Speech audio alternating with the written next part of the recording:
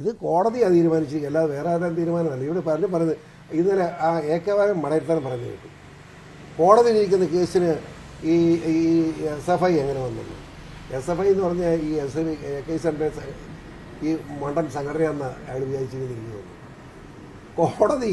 കോടതിയിൽ എൻ്റെ മകൻ കൊടുത്ത കേസ് കോടതിയിലാണ്. ബഹുമാനപ്പെട്ട ഹൈക്കോടതി റിപ്പോർട്ട് ചോദിച്ചു കഴിഞ്ഞപ്പോൾ എൻക്വയറി പറഞ്ഞു. ആ എൻക്വയറി ഇപ്പം എൻ്റെ മകൻ ഞാൻ അവിടെ ചോദിച്ച് മനസ്സിലാക്കിയത് അവൻ വീണ്ടും റിവ്യൂ കൊടുത്തു. ഇത് ഈ എന്നാ അതിൻ്റെ പേരൊന്നും എനിക്കരുത്, SFI ആ SFI തന്നെ അന്വേഷിക്കണം, ഇല്ല ഇത് തെളിയല. അത് കോടതി നിരീക്ഷണം വന്നു. നിങ്ങളുടെ അഭിപ്രായം എന്താണെന്ന് പറഞ്ഞ് ഹൈക്കോടതി ചോദിച്ചു. 12-ാം തീയതിക്ക് തീരുമാനം എടുത്തോളാൻ പറഞ്ഞു. മനസ്സിലായി, 12-ാം തീയതിക്ക് തീരുമാനം എടുത്തില്ലെങ്കിൽ കോടതി വാതുറന്ന് വർത്താനം പറയുന്നത് ജഡ്ജി പറഞ്ഞിരിക്കുക. അത് പലപ്പോഴും ജഡ്ജി ഇല്ല കയറി. അപ്പോൾ 12-ാം തീയതി കൊടുക്കാൻ വേണ്ടി ഓർഡർ ഇട്ടു. മുഖ്യമന്ത്രി വീണ്ടും ഇന്നലെയും സഭയിൽ പറയുന്നുണ്ട് കൈകൾ ശുദ്ധമാണ്, ഇതൊന്നും ശരിയാ പറയട്ടെ. ഇപ്പോൾ ഞാൻ എങ്ങനെ അറിഞ്ഞെന്നോട് ചോദിക്കുക. മുഖ്യമന്ത്രി ഓഫീസിലും എൻ്റെ ആളുണ്ടെന്നുള്ള പ്രചരണം, വീട്ടിലും എൻ്റെ ആളുണ്ടെന്ന് പ്രചരണം പറഞ്ഞാൽ ഇന്നലെ മിനിങ്ങാന്നും പുള്ളി വീട്ടുകാരും ഉറങ്ങിയിട്ടില്ല.